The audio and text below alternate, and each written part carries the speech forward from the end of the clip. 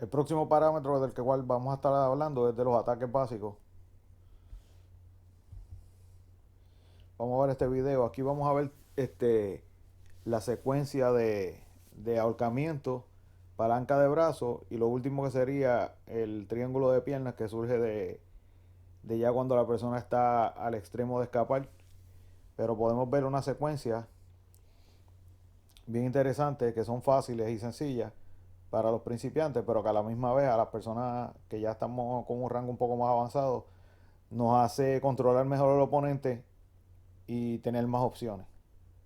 Triple threat mastery. What does it all mean? You guys, mastery means something very simple. It's a seminar, typically 2 hours long, based in principle, not in questions from the crowd. We have an objective, we knock it out of the park. 8 slices, typically 8 unique drills, consolidated to basically take your understanding of the back mount attack sequences to a whole different level. What's the world's problem? Their back mount attacks are totally segmented. Try a choke, fail. Try an arm lock, fail. Try this, fail. Try an arm triangle, fail. Everything is individual, but the problem is anyone can defend a singular back mount attack one by one by one by one. But what happens when you take all the attacks, you merge them, and together they attack one person at the same time? Unstoppable. We call these systems of attack. And with the triple threat mastery seminar that we teach all over the world, this is the objective. You come in, back mount white belt, and you guys leave back mount. I'm not gonna say it.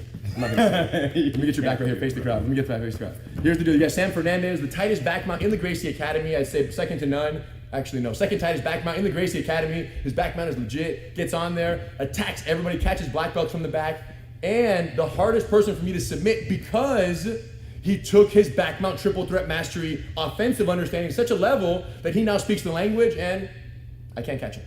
But that's why I brought him in for this video. All right, so I go around the world. I say, guys, back mount, we all love it. We get there, we work so hard, 4 points, yeah, whatever. You get to the back mount, you establish your over-under, your seatbelt connection. Which side do you fall towards?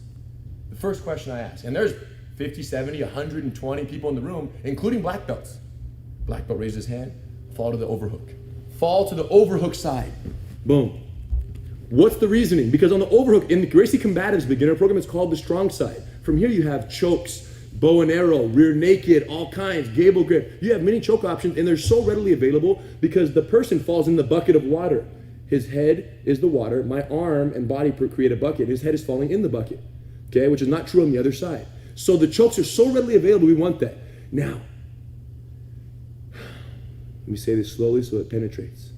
The strong side, overhook side, is only strong for rear naked chokes, basically chokes.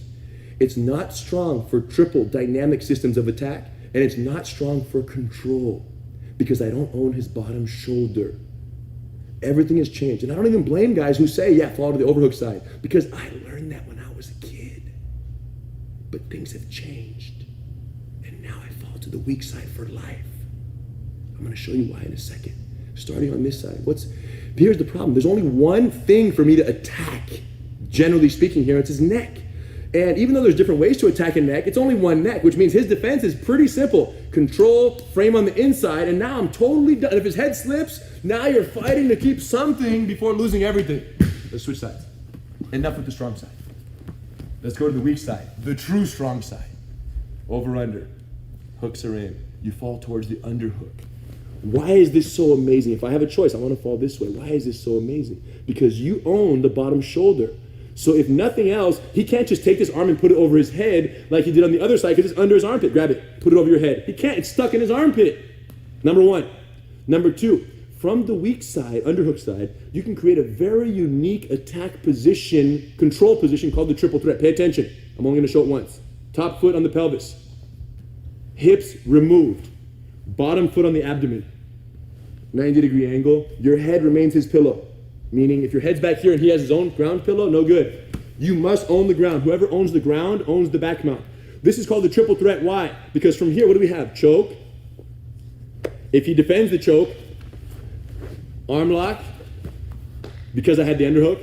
And if he defends the arm lock by locking his hands, what do we have? Triangle from the back side. You guys, this is all only possible on one side, the underhook side. And the world is like divided into two distinct groups.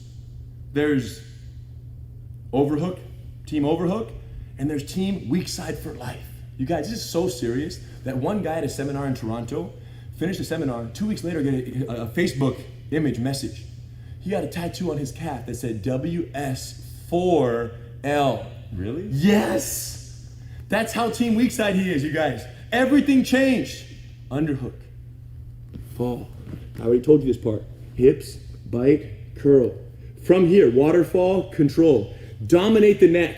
Why? What's he gonna do? Fight to protect his neck, which is exactly what you want. How hard is Sam gonna pull this? How hard is he gonna pull my choke off? How hard is Sam gonna pull this hand? As hard as I need it. Yes, as hard as my choke is real. Boom, got it. So what's the key? If you want a maximum slingshot effect, what do? You pull that rubber band all the way back and let it go. So if I want maximum slingage of his hand, I push the choke all the way, he rips it, boom, it's gone. But if you have a little fake slingshot rubber band, when I go to throw it out, he won't go and you can't trap it. You guys sell the choke like if you're like, boom, go the other way. Once you trap the arm, he stays, I come back out. And I go right back for the neck. Now this is a very interesting detail I'm gonna include here. I didn't intend to, but it's a Monday, it's exciting, everyone's happy. Sam, tuck your chin like your life depends on it. When the guy tucks the chin like his life depends on it, you wanna get under that chin at all costs. The problem is you guys are like, no, grab the nose, rip the face. Yeah, street, 100%, hook the nose, pull it up, anything goes. But when you're rolling with your family in the gym and you still wanna close the deal, you gotta do it in a semi-respectful fashion. Here's how you're gonna do it, pay attention. Look, when the chin is tucked, if you try to take this whole thing and go under, it's not gonna get under ever. And guys are gonna be super resilient, but keep it tighter, Sam. But if I do this, look at my thumb. Look at the thumb, tighter, Sam. He's really for real. So, are you for real? I'm for real. Okay, for real, Sam. My thumb. Look how slow, purposely slow. Now the thumb is the claw. The fingers are the crawlers. Look, and now right now it's millimeter by millimeter. We are entering under his chin. Go resist, Sam. Come on, no, you're not resist. Now watch this. Because his chin is facing this way, my chin, look, pushes it onto my thenar eminence, and I continue to go. Now here's the catch. My wrist is under. He hates his life right now. What he's gonna do is for his life run to the gap of my elbow hole. Go like that, because there's safety over there. His chin's back to his shoulder. But however, look, if I crawl and I get to the thenar eminence and I get to the wrist, slow, Sam. When he runs to the chin, go. I run with it. Now run back. And I go all the way into the shoulder, and now it's one-handed rear naked. Boom, and game over. So the key is when you own the chin, know this. There's a ticking time bomb, and for his life, he's going to jump to the gap. But if your wrist is dynamic, is what? Dynamic. Boom. And as he runs, go. I retract. He never loses the wrist. Faster. Go, get it inside, Sam, for real. Sam Fernandez, brown belt, multiple stripes. Go, Sam, get it inside, Sam. I'm in. Now I go all the way, and it's game over.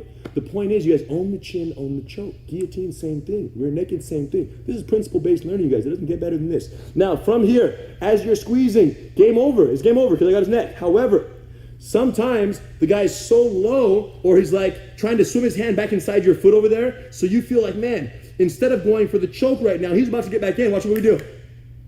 One, very much high body bite. Because if this stays down and he gets a quarter guard, you're not going to get the arm lock. Go back, high body bite, hug one, pin one. Now watch how angrily the leg comes over with conviction. Boom, the hamstring, not the calf. Because he can bend into this and break your leg this way. Come into me now. He can't because it's the hamstring on his neck. Slap the hand before he grabs it, grab it. He wants to grab it, go again, grab it. No way, you grab it first. Let's come back. So from the isolation, triple threat, weak side attacking the neck, boom, I keep it tight, hug one, pin one, boom, slam it over and go. Now, if you're here and he locks his hands, so common. You can't choke him because his head is buried against your thigh. You can't step over because he's so tight, so what do?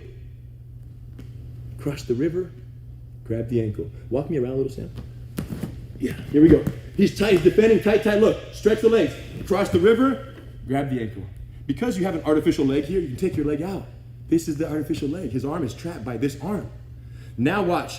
This is the make it or break it on the reverse triangle. Rotate. This is the make it or break it. Watch. People think, oh, go deep and lock it up. This is true if it's a normal triangle and he's facing me. But if he's facing the opposite direction, then the opposite rule should be true. Don't go deep. Go where? Shallow. Yes. So from here, my goal is not to go deep because I place the bend of my knee in front of his artery, which by definition allows for greater blood flow than we would like. Instead, Going deeper, watch what I do. You take the knee out. Why? So that your calf plugs directly in his artery. Now here's the key, thread the needle. Don't hook the bait over there, grab my foot, bro. He's gonna get quarter guard very bad, you're not gonna get the triangle. Look, thread the needle. Grab the foot now, there's no way, it was tucked away. And then we get the 3 pressures. Okay, standard, Americana, or if he goes to his knees, trash compactor, which no one wants to be subjected to. My bad, bro.